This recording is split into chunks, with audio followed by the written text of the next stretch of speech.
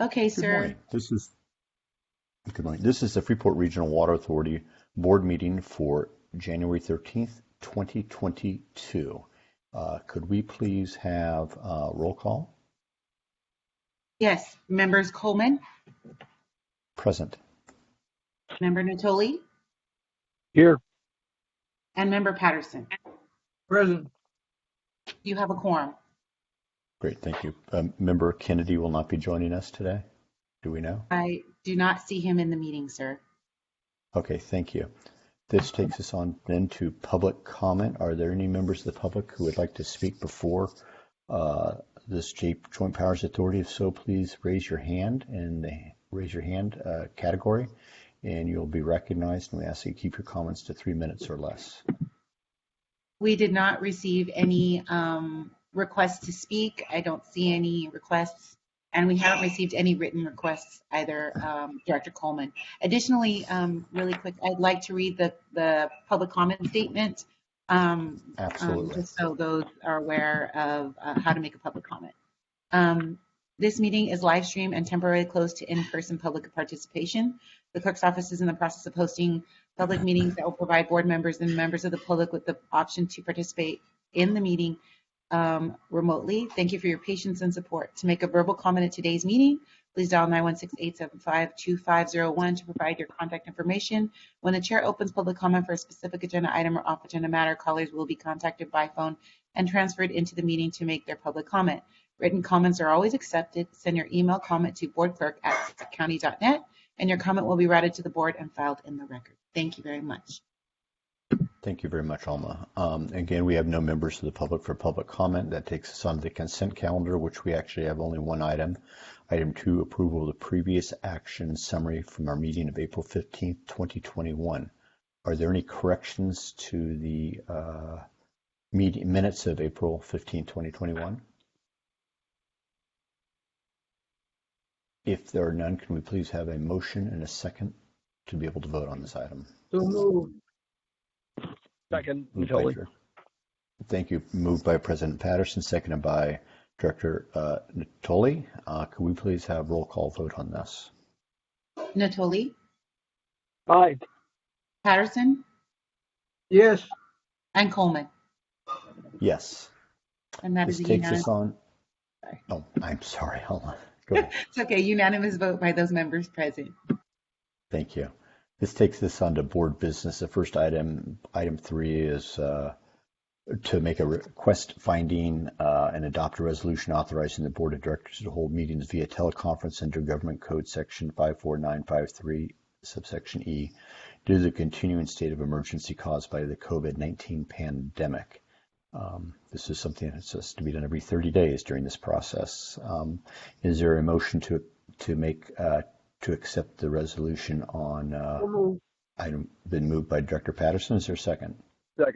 Second. Seconded by Director Natoli. Can we please have roll call vote, please? Member Natoli, Aye. Patterson, Yes. and Coleman. Yes. Thank you. It is a unanimous vote by those members present. Thank you.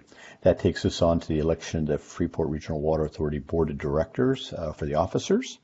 And I will now open that nomination up.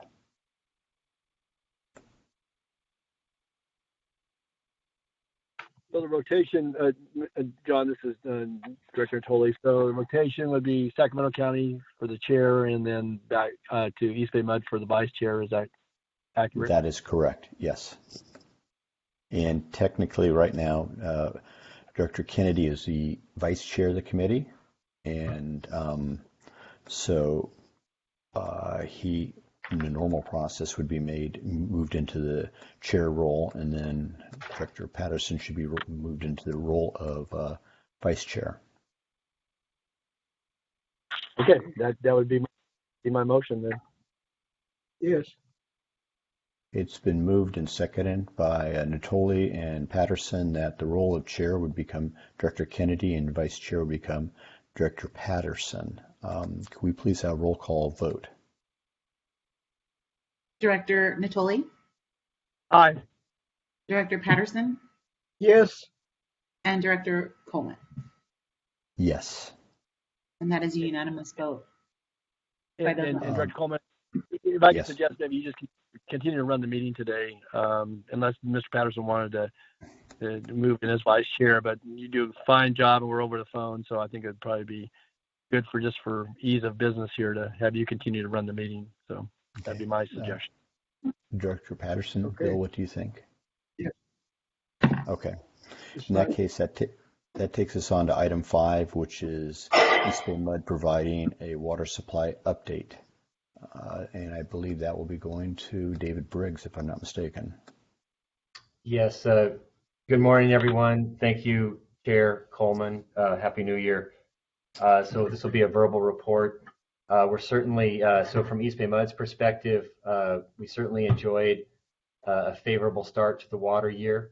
As I updated the board earlier this week, I think, we're about 150% of normal at this point with the various atmospheric rivers that have come through Central California. So that's put our snowpack in the upper McElmy watershed in very good shape. Our reservoir storage, both up at Pardee and Comanche, as well as in the Bay Area here, are all above normal for this time of year. East Bay Mud suspended the operation of our portion of Freeport on December 28th, based on that favorable hydrology and the storage that we began to accumulate. So we turned off our portion of Freeport at the end of last month. It's been suspended. We have asked the Bureau of Reclamation for deferred delivery of water that was already allocated to East Bay Mud in this contract year. We asked for deferred delivery past the contract year, which nominally ends on February 28th. So we asked for deferred delivery into March. We're pending, that approval is pending. So we are hopeful, and certainly the odds are in our favor, that if we get even a normal year or anything close to a normal precipitation year from here forward, we will be able to fill all of our storage.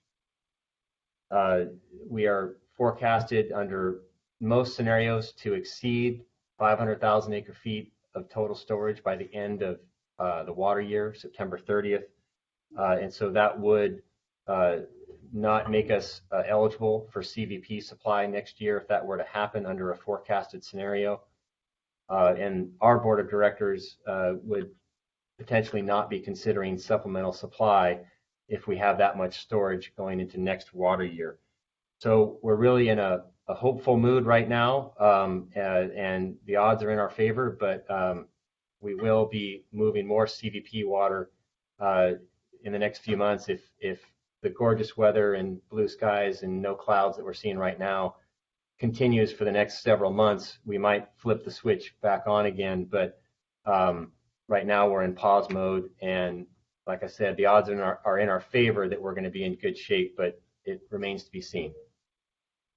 That is my update. I guess just the last note, since we will be considering the FREWA budget later in April, and a big part of the FREWA budget depends on whether or not East Bay Mud is using the project.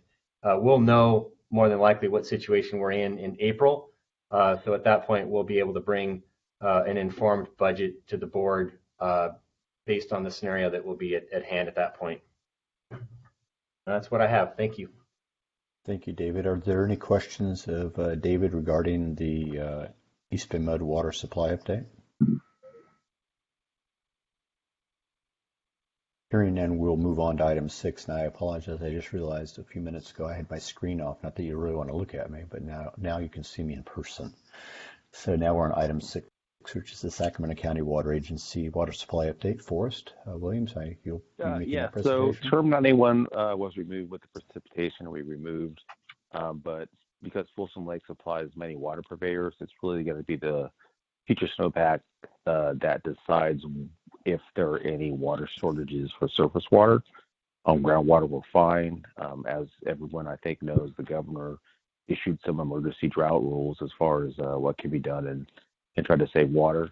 So we'll be monitoring that snow survey, and I can't remember if the final survey is in March or April, but that will kind of dictate what Folsom Lake is going to fill up to, and then that will also kind of decide how the water from Folsom Lake is going to get parsed out to the agencies. So we're in a little bit different situation as far as surface water. We're not going to know till a little bit later in the year. But right now it's looking positive. I'm just sad I can't go snowboarding because Sierra Tahoe is not open because of the blockchain. With the ships down in LA, they can't get their parts to fix their resort due to the fire. But it's a very positive outlook at this point, and we'll just be monitoring it moving forward. So we'll have another report in April. Are there any questions of Forrest? If not, I have one real quick, Forrest. How much is your entity doing on conjunctive use, and how's your conjunctive use situation? I don't have the split, and I can definitely provide you, but I can let you know that as far as Freeport in October, we were doing 7 million gallons per day. November, we're up to 13, and then in December, 8.4, and then we shut down vineyards. We do maintenance between Christmas and January, and then when we think we're going to start back up, we're going to get back to 13 again, and then go from there. But as far as the split, I can definitely follow up with you and through Dave as far as what our percentages are from groundwater or surface water usage. Great, thank you very much. Any other questions of Forrest? If not, we'll move on to item 7, which is the update dealing with current operations, capital projects, intake pump performance, repair, and corrosion control. We will be taking that on. Director Coleman, Forrest and I will both be sharing on this one. Okay, great. But Thanks, yes, Dave. there's a few things to cover here. Certainly been an active year for Freewa, but just to cover some of the day-to-day, we certainly appreciate Sacramento County's status as the operator for the facility, keeping it in a very reliable state. East Bay Mud had some pretty tight windows to utilize the project at essentially full capacity, and everything worked very, very well. And I think that's reflective of how well the facility is maintained as we operated through the fall. The one thing that didn't go right was outside of our control, really, and that's that East Bay Mud, at least, doesn't have a lot of experience operating Freewa in severe weather. We had very, very intense storms in October and in December that produced a lot of sanitary sewer overflows in the Sacramento area, as well as power outages. So as everyone knows, for East Bay Mud, Freewa not getting supplemental supply not only depends on Freewa, but we also depend on the Bureau of Reclamation and the Folsom South Canal and SMUD for energy. So it's we had a lot of challenges that were wet weather related. We had regulatory curtailments from the intake based on the sewer overflows in the Sacramento River. At one point, we had low flow in the Sacramento and king tides that also produced some interruptions and diversions, but we operated through them and maintained deliveries. And the Folsom South Canal, in a very wet storm event, does accept a great amount of stormwater. And that also produces water quality challenges for those of us trying to utilize the water for municipal and industrial purposes. So it was kind of a wild time in the fall during the wet weather events, but all in all, the operation was reliable. I think, Sacramento County probably has much more experience operating the project in wet weather events than East Bay Mud. Before we get on to the capital side, which, Forrest has, better information at his fingertips with respect to the status of the capital projects. Most of them are complete at this point. We did finish the pump repair. Things are going well. That was a multi-year project, multiple $million-dollar project, and that was successful as reflected in the reliable operation of the pump station. In one more administrative matter, Freewa is in receipt of a settlement from the Balfour Beatty contractor, which helped construct the project. There was a prevailing wage claim against Balfour Beatty, and Freewa was refunded just shy of $32,000 as a result of that settlement. And so we've received that payment. Forrest was involved in that lawsuit, in that claim, and appreciate all of the testimony that he gave. So if there are questions, we'll take them, but I think it would be great if Forrest could just maybe go over the intake pump repair and how things are going, the facade repair, and what will be a future effort to get a good handle on whether or not we have adequate corrosion control on our buried pipelines, of which we have multiple miles going through an increasingly urbanized area. Forrest, you want to take some comments here? Or Yeah, and just to echo Dave's comments, I mean the coordination between operating the facility and coordinating with East Bend and the Bureau is a delicate dance every time we have to do it, but it does work. And so the operations staff is definitely working well together to make sure that we meet all the requirements of the permits and the water supply. So we did complete the pump repair. Everything's working fine. The only issue that we're possibly looking into is one of the motors has an issue, but that may have been done to an incorrect repair. So we're looking into that. But from the standpoint of vibration monitoring and everything else, we're not seeing the same issues we did prior to the proposed CIP project.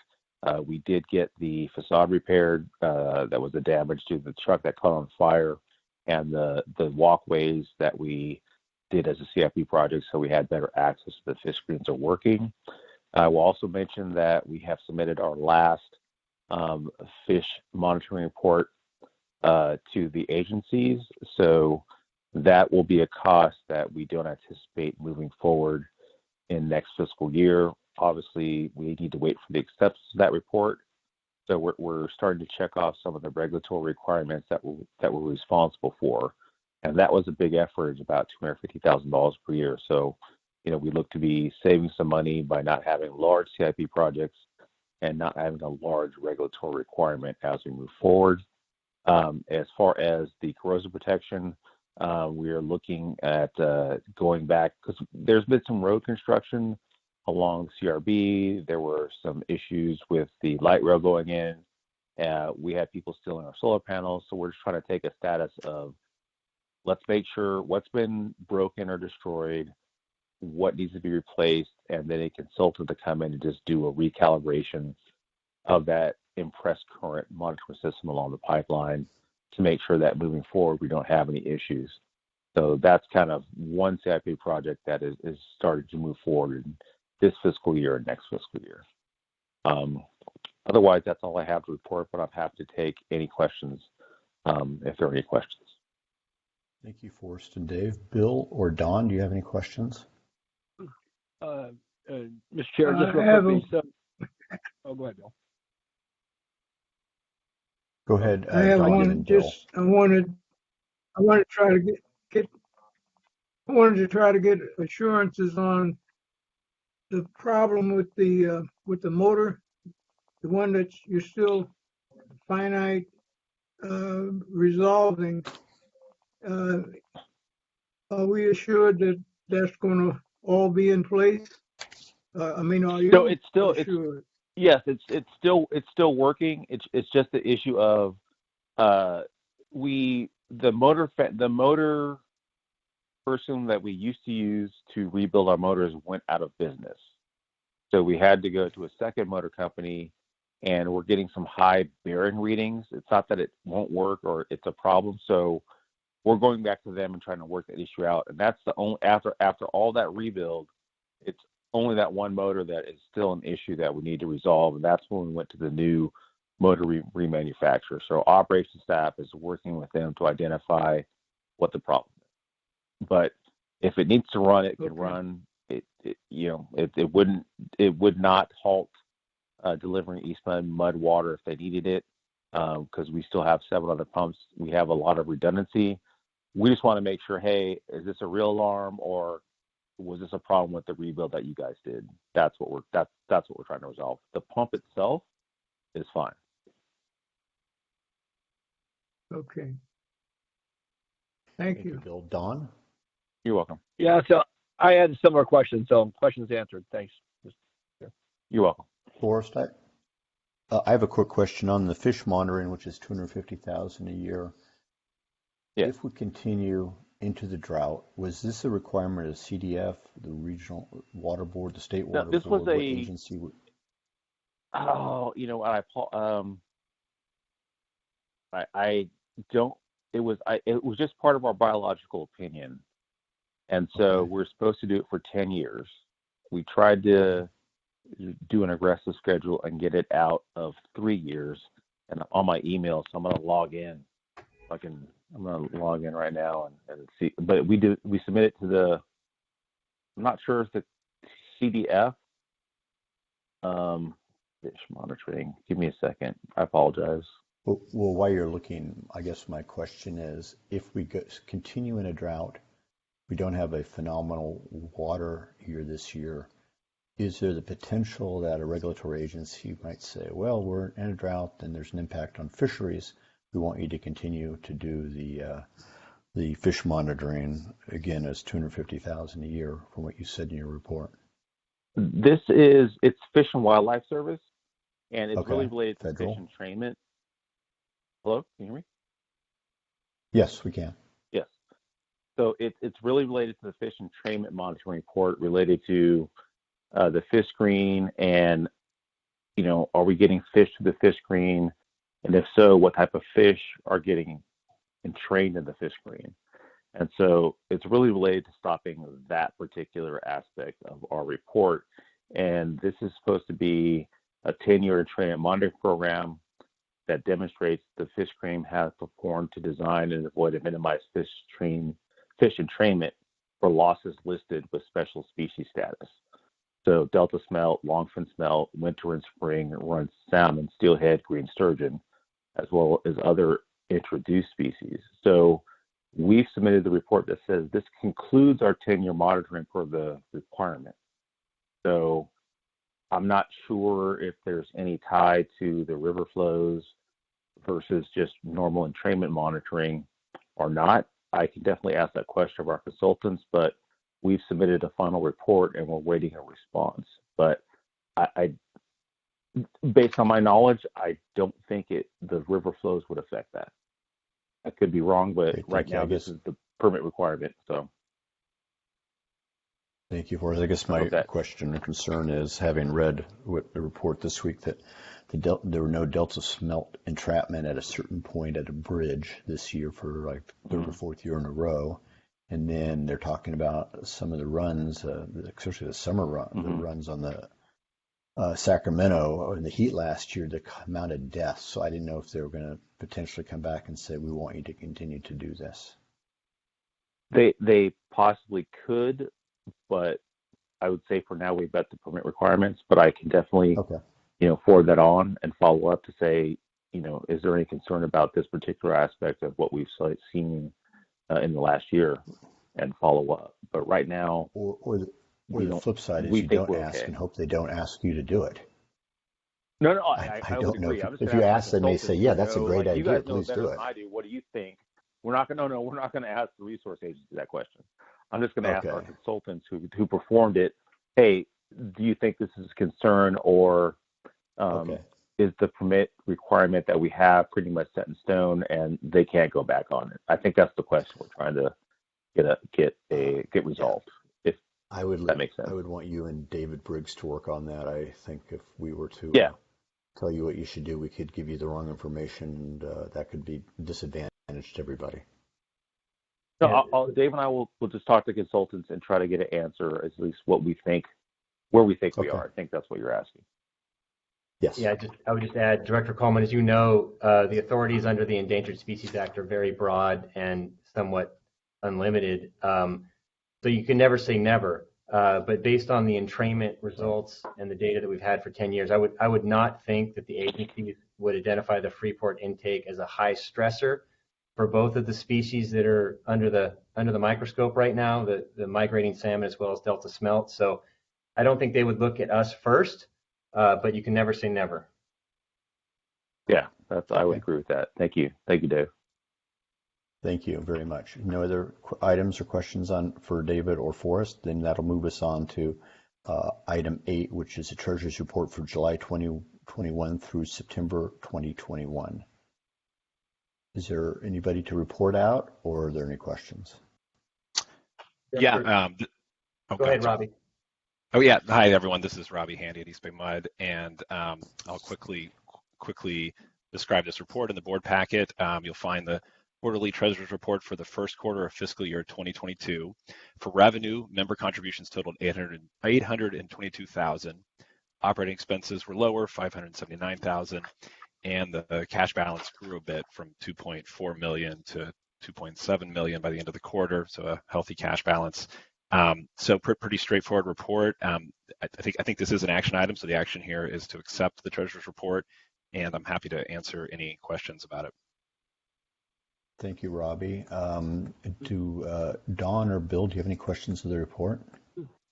Mr. Chair, just real quickly, in the report, obviously we have a power bill, and I see small invoices that come through on a monthly basis for $20, $23, $30.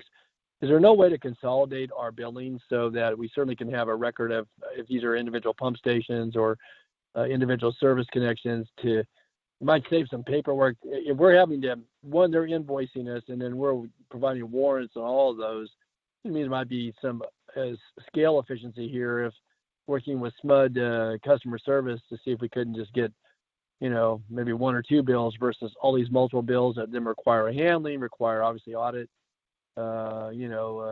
specific items to each one of them versus maybe something that would provide for a little more consolidated billing approach that would assist them and us, I would think, from a paperwork standpoint. And this is Forrest, and I know you brought this up before, Supervisor Tolley. We have not had success with consolidating, and those are small bills related to impressed current stations for corrosion protection.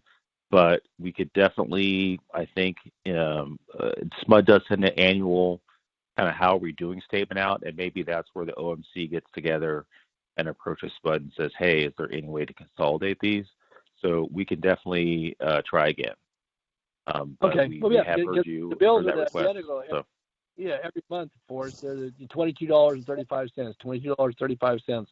I mean, so it just seemed to me that maybe a way, if it's one of those where it's a, standardized amount, maybe it's just a standby. I don't know. It just said exactly how that works, but yeah, it just there's some efficiencies here that are being missed in this day and age when, they're sending out, I'm sure, paper invoices to us and we're sending paper warrants to them. And, it's just a lot of handling that maybe could otherwise be, again, more comprehensive and consolidated. So, okay. And I know we'll talk about more. Yeah, and just to follow up, we'll approach them again and say, can we take all these different meters you have and put them underneath one bill and just bill us for one amount. So I think we'll approach them again. We'll definitely talk about it at our OMC meeting in January. So. Okay. All right. Very good. Okay. Thanks, Forrest. That's all I had. Thanks, Mr. Chair. Thank you. Bill, do you have any questions? I just have a quick question. I think. Go ahead. Nothing? Okay. Thank you, Bill. Alliant Insurance Services. Okay. What do they cover? Because in this period, out of our $596,000, there's like $221,000 was for their services, which is a substantial percent of our expenditures. What kind of insurance does it cover for us? So we have, this is Forrest, I'll speak to that. So we have two different types of insurances, and I'm going back to my email. Oh, I clicked the wrong one. There is insurance for DIC renewal, which is basically for all of the buildings. Okay. We have the intake structure, we have the pipelines. That's for replacement activities, and then there's earthquake and other general liability insurance. And I think we talked about last year, if you may remember, that insurance costs were going up for everyone, and so there was a big jump. I don't know the specific amount, but there was a big jump last year in our insurance compared to what we paid before. So we have replacement of facilities, and then we have just general liability insurance for, earthquake, flood, and other type of activities. And if you want a specific breakdown on those two, we can definitely provide that. Well, I don't know if I need that or if other members need it. For the insurance of facilities, for example, do pipelines, are they considered a facility or is a building a facility? Because we're looking at pipelines are considered. I'm opening it up right now, the document, because I just got the renewal. I haven't sent it to Dave yet. So they give us buildings, story above ground, the facilities, the meter vaults, valve vaults, and surge tanks. And then as far as the pipeline, I probably have to look at the other insurance, but I haven't got sent the new one this year.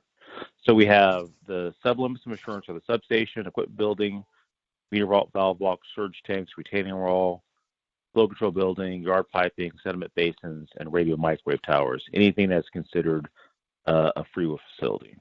And then SCWA and East Bay Mud have their own insurance for their pipelines for segment 3 and segment 4. Okay. All right. Well, thank you. But the cost is a substantial percent of the overall expenditures in that period. Yeah. And some of those are paid annually. So, correct, they will not annually, appear but in the next. sometimes, sorry, I didn't mean to interrupt, but sometimes the billing goes across a fiscal year, so you're going to pay for twice. 2 fiscal years and 1 fiscal year. So I'm not sure if it's 500-something thousand. That seems like it was something happened with that billing, and I'll have to go back and double check. But what I will do is coordinate with David Briggs and give you our annual cost, and then what that covers. So we can get that to you fairly quickly. Great, thank you very much. You're welcome. Any other questions for either Robert or Forrest or Dave on this item? If not, is there a motion to accept a report on item 8? So moved. Moved by Director Natoli, seconded by Director Patterson. Could we please have a roll call vote? Yes, and I just wanted to state that there have been no public comments for items 5, 6, 7, or 8. So a motion by Member Natoli and a second by Member Patterson. Member Natoli? Aye. Member Patterson? Aye. And Member Coleman? Yes. Thank you. Unanimous vote by those members present. Thank you very much. That takes us on to item 9, which is regarding the State Water Resources Control Board administrative hearings for San Joaquin County. So, Director Coleman, I'll just introduce this and then ask Freeport Counsel Janice Snyder to get into some of the details of the pending application. As the board knows, San Joaquin County has perennially been looking for water for decades and not had much luck.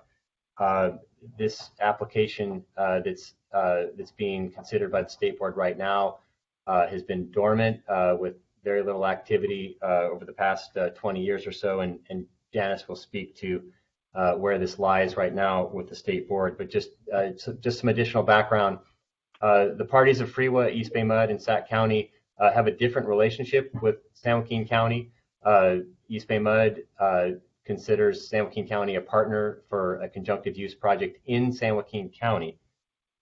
Sacramento County has a different perspective, and just to let the board know that we worked through those different perspectives as we looked at this water rights application and looked towards the JPA for FREWA for guidance, which in essence says that neither party can use its capacity at Freeport in an adverse way to the other party. So that is, of course, paramount. That being said, we worked through the hearing, and Janice can tell us exactly where the application lies. This agenda item primarily is related to the pending San Joaquin water application on the American River. There's a couple of other related items that are listed here in the agenda item, which I'll touch on at the very end after Janice speaks. Thanks, Dave. Yeah, so just going back a little bit more, just so all the directors are aware, this San Joaquin application has been pending since 1990. It was amended in 2005, but it wasn't noticed until 2008 that they had added a connection at the Freeport facility. They had done so without negotiating or having any interface with either the Sacramento County Water Agency or East Bay Mud. But as Dave said, the relationship of the partners is a little bit different. When the application was noticed back in 2008, FREWA submitted a timely protest, as did the water agency. And as Dave mentioned, basically, in terms of FREWA's position, it's very clear from the Joint Powers Agreement that any contract to use the facilities can't negatively impact the other partner's capacity or usage. And that is, so any person that wants to use the facility needs to contract with either the Sacramento County Water Agency or East Bay Mud. That has not happened in the 20 years plus that Freeport has been added to their project. So we had the hearing. It originally was set, I believe it was going to be either March or April. It got postponed. That hearing didn't actually occur until September 29th of this year, or actually of last year, 2021. Both Dave and Forrest testified, were cross-examined, and basically, like Dave said, we just stuck to this is what the JPA says, and currently there is no agreement with San Joaquin County to use the facility. San Joaquin County, their request, the purpose of the hearing was to determine whether or not the Water Resources Control Board should cancel it for failure for San Joaquin County to pursue, and or there had been several times over the pendence of the application where the Water Board had asked them for additional information and they had failed to provide. And even in 2010, it was actually canceled, but then the application was reignited after a hearing for reconsideration in 2011. But since 2011 to date, there really has been no progress. But San Joaquin's, their basic argument is, as Dave said, they have been looking for water, have been successful with several different endeavors, and so want to keep this application pending. It was fairly obvious during the hearing that they, while they sort of have this plan in concept, they don't have any, or at least they did not present any concrete plans or cost analysis of how they're going to move forward with this, or when they're going to engage either East Bay Mud or Sac County Water Agency at seeking an agreement. And so it's really the questions for the hearing officer that she's supposed to address are whether it should be canceled, or if it's not canceled, should the Water Board set sort of a more concrete calendar for San Joaquin County to produce some movement on moving forward with this application. So the hearing officer's decision is due at the end of January. And so once we have that, we can communicate that to the directors. And then just based on what that decision is, we would likely come forward in April, either with an update on what's happening. If they've canceled the application, then it's done. If it's not canceled, we will come back to the board for some future direction on how we should proceed moving forward with their application. And so that's just sort of I was going to mention, there were several, the local San Joaquin County, like groundwater agency, I believe the city of Stockton, were in support of the application.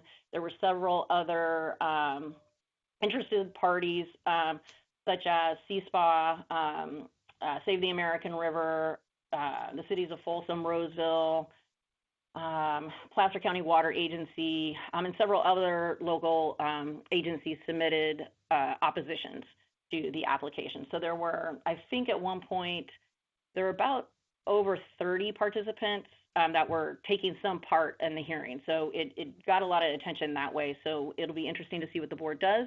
But once we have that decision, we'll let you know as soon as possible. And if there's any questions for me, I'm happy to answer. Are there any questions of legal on this issue? An update? Apparently not. So we'll move on. Since this is not an action item, it's a issue of update. So let's see. It takes us to item 10. Director Yes, Coleman, I'm the only sorry. thing I would add is every now and then there are inquiries about freeway capacity, and just in the last 12 months there have been a few or two others. There were some informal inquiries from the parties that might be participating in Sites Reservoir. East Bay Mud is not a member of that JPA, but we are a member of sort of the stakeholder community. Nothing formal, nothing official, but there were some feelers out there from those that might participate in the Sites Reservoir project. And then, as Director Coleman and Director Patterson well know, there were some conversations about whether or not East Bay Mud could wheel water from Marin, but based on the hydrology, the favorable hydrology that Marin has received in the last few months, they're not going to be pursuing a wheeling agreement with East Bay Mud or Freewa for this next year here. Just mentioning this because David, both. Real quick, can I ask a question regarding the Sites Reservoir? Is this is not this? I would assume what you're talking about are those participants in Site Reservoir, if and when it's built, when water is released, then they would use Freeport to wheel it to wherever they are, not versus wheeling Freeport water up to sites. Correct? Correct. Okay. It could, Director Coleman, in some scenarios that I have no detail on, it could also facilitate water deliveries within Sacramento County that Forrest could speak to. And just what I would add is, I think it's important for the board to know that Forrest and I are both very aware, and as is Janice, that we want to be consistent with anybody who might want to use Freeport for any kind of third-party capacity. We'll be very consistent with how we approach those requests.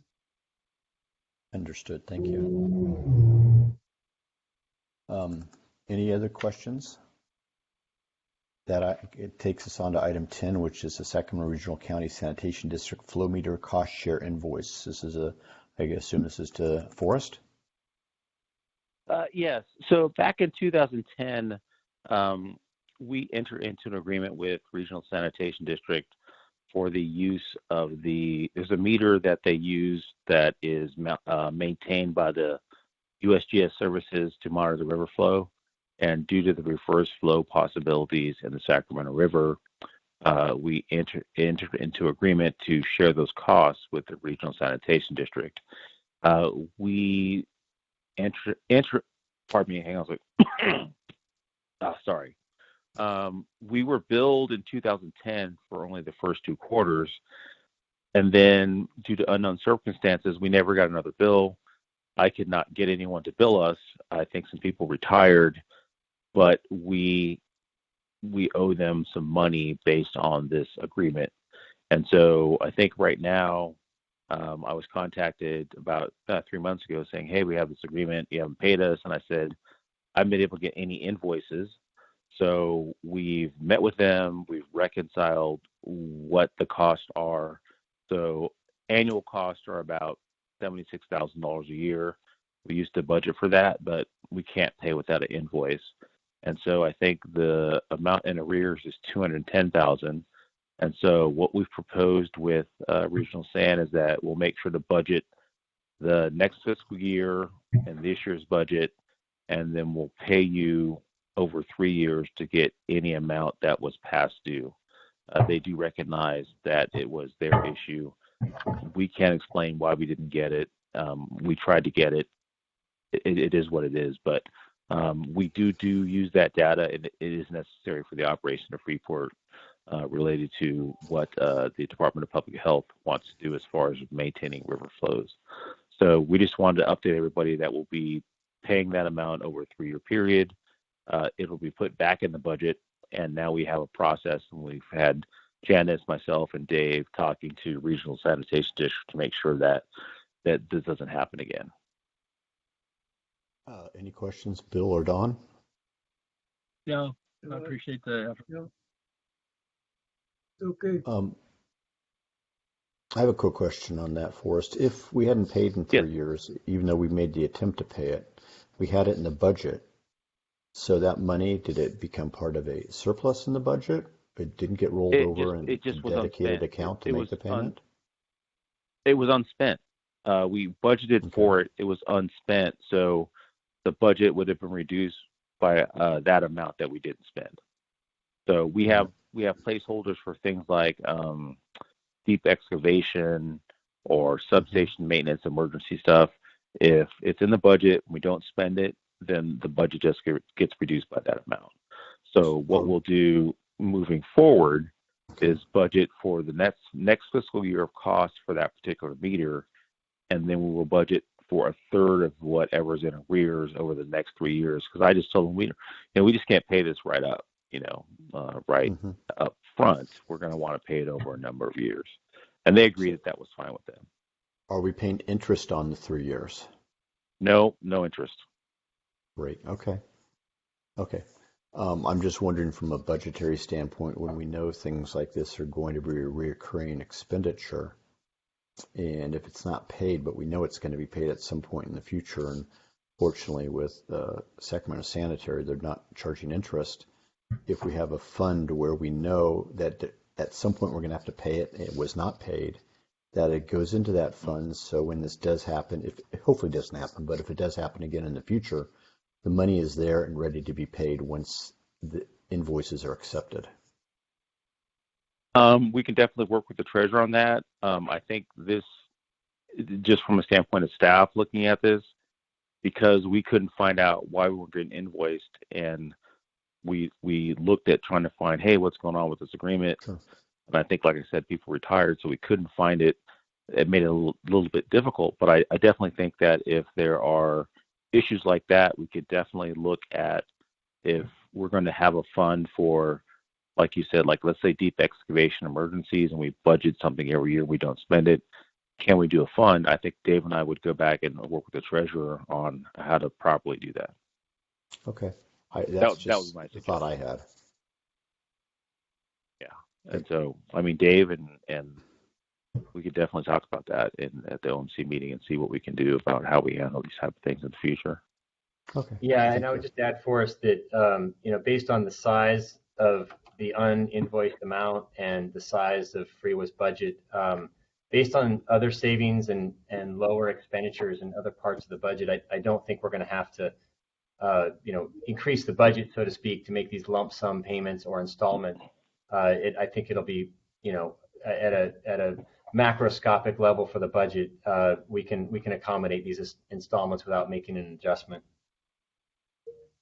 Great. Thank you so much. And this is Robbie Haney, the treasurer. What is I'm just curious, what is the amount of money that we're talking, like roughly?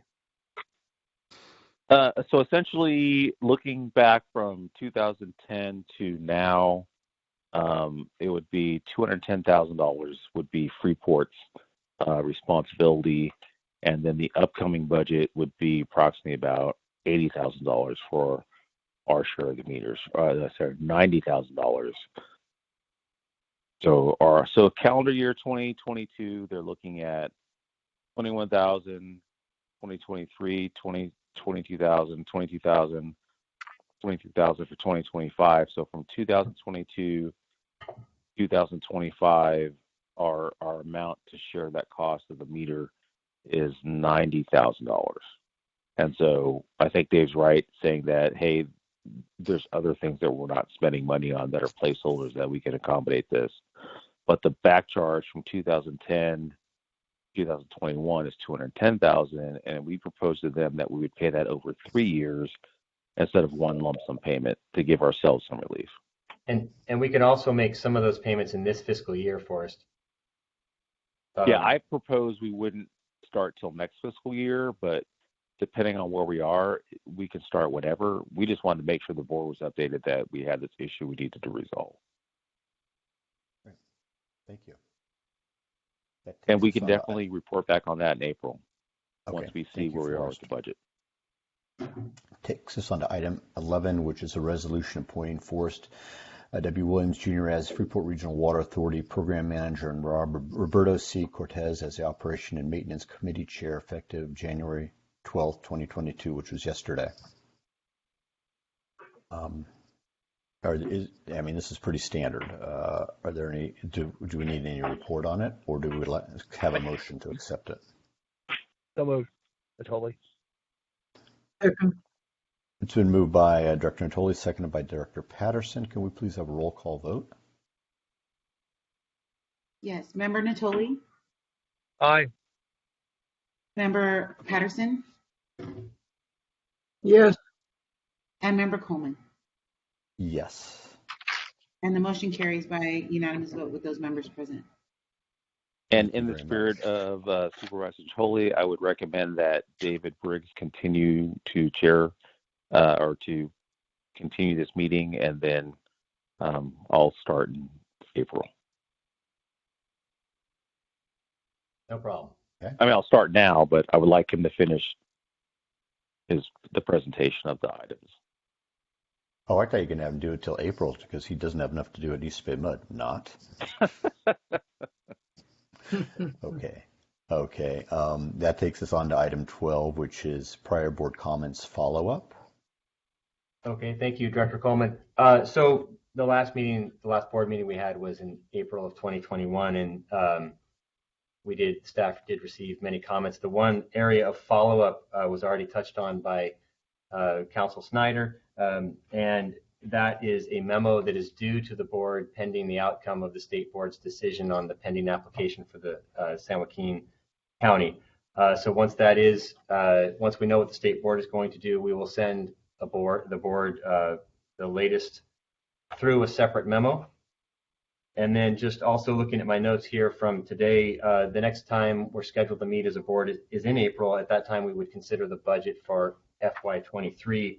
And hearing the comments about insurance and the consolidation of the SMUD bills, we would certainly be prepared at that time to talk about what the anticipated insurance payments and the related coverage that we would get for those premiums. At that time, we could give the board more details about the insurance coverage as we go into the next budget year and see what premiums were in store for. And we'll continue to follow up with SMUD on the consolidation of the bills. And I guess I would also add, there's two parts of that. SMUD may or may not invoice us in a consolidated way. They may still invoice us in pieces.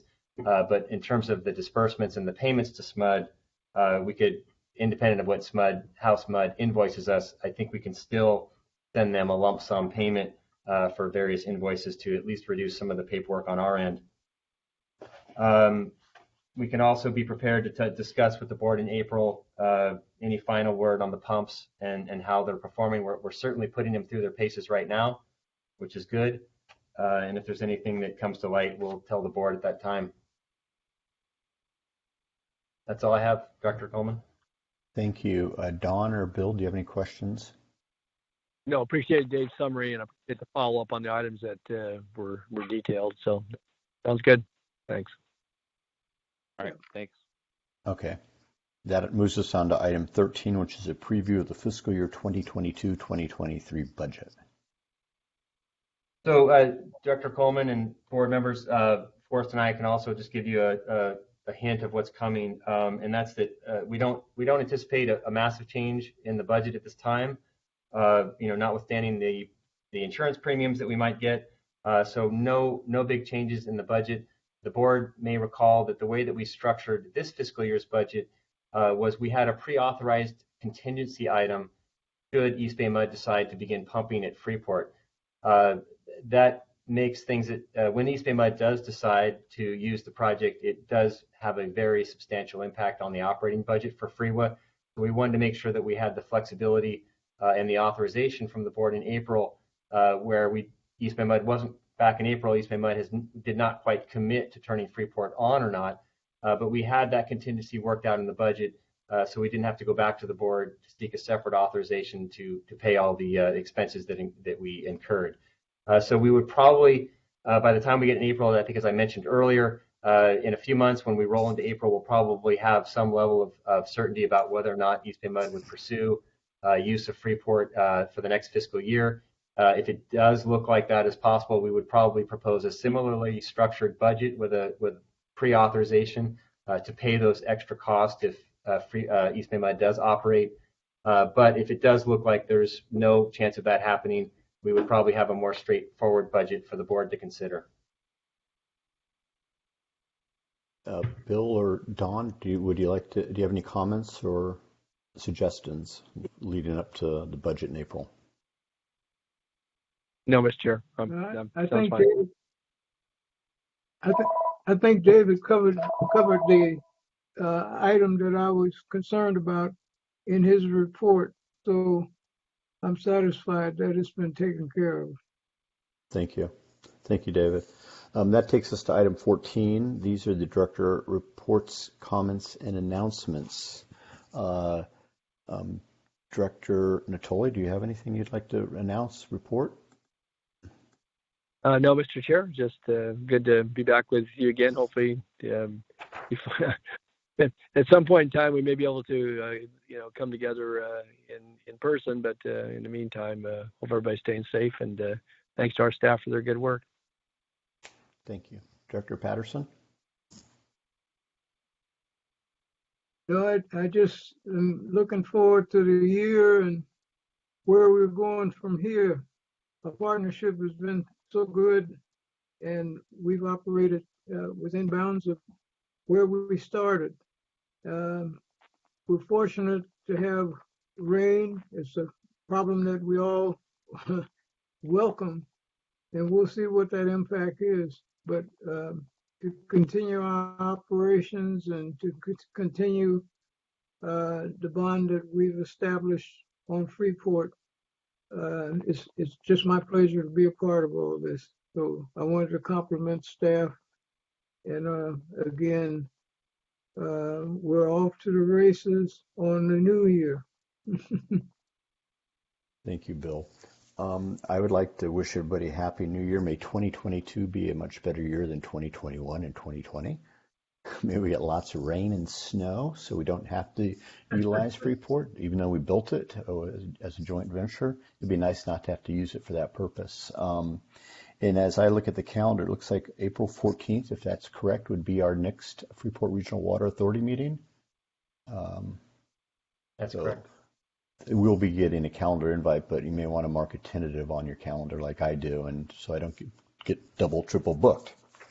I'd like to thank everybody for the participation. It was a great meeting today. Thank you, everybody, staff and Alma, for making sure we did things properly. And Alma, do you have anything to add? You're off. No, I just wanted to say, yes, the next board meeting to confirm, it is April 14, 2022, and Happy New Year to everyone, and thank you all for your patience. Thank you, everybody. And I hope you have a... sorry. Go ahead.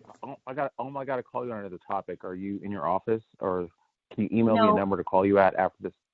Yes, sir. I'll send you an email. I'm not in my office, so I will send you. Yeah, just email. This is Forrest. I apologize. Okay. Email me a number to call you because I got some other issue I need to talk to you about. So thank you very much. Okay, thank you.